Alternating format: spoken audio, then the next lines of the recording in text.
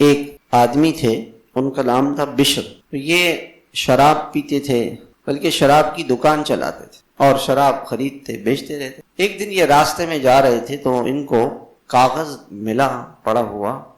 اس کاغذ کو انہوں نے اٹھایا تو دیکھا اس پہ اللہ کا نام لکھا ہوا. تو اس کو فوراً چوما، سینے سے لگایا، آنکھوں سے لگایا، سر پہ رکھا، اور جتنے پیسے جیب میں تھے اس کی خوشبو خریدی اور خوشبو اس پہ لگا دی اور اس کو ایک اونچی جگہ پہ رکھ دیا اور کہا کہ یا اللہ، تیری شان تو اس سے بھی اونچی ہے، تیری عزت تو اس سے بھی زیادہ ہے، آپ تو بہت عزت والے ہیں، آپ کی شان تو بہت بڑی ہے، میں تو ایک گندا گنہگار آدمی ہوں، میری کیا حیثیت ہے، تیرا نام تو بہت بلند ہے.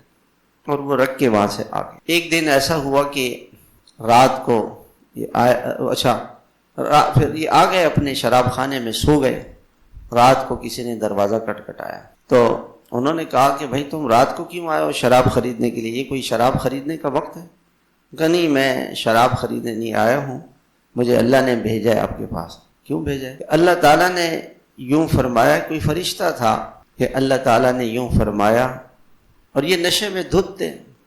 اللہ تعالیٰ نے یوں فرمایا کہ تم نے میرے نام کو عزت دی ہے، میں قیامت تک تیرے نام کو عزت دوں گا، تیری عزت قیامت تک. اور یہ کہہ کے وہ آدمی چلا. یہ وہیں بے ہوش ہو کے گر گئے. ہوش آیا تو کہ بھئی اللہ تعالیٰ کی طرف سے وہ آیا ہے، میں تو گناہگار آدمی ہوں اور میرے پاس اللہ کی طرف سے یہ پیغام آیا.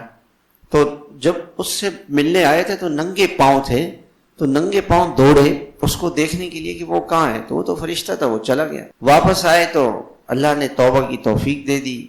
اللہ تو اللہ ہے.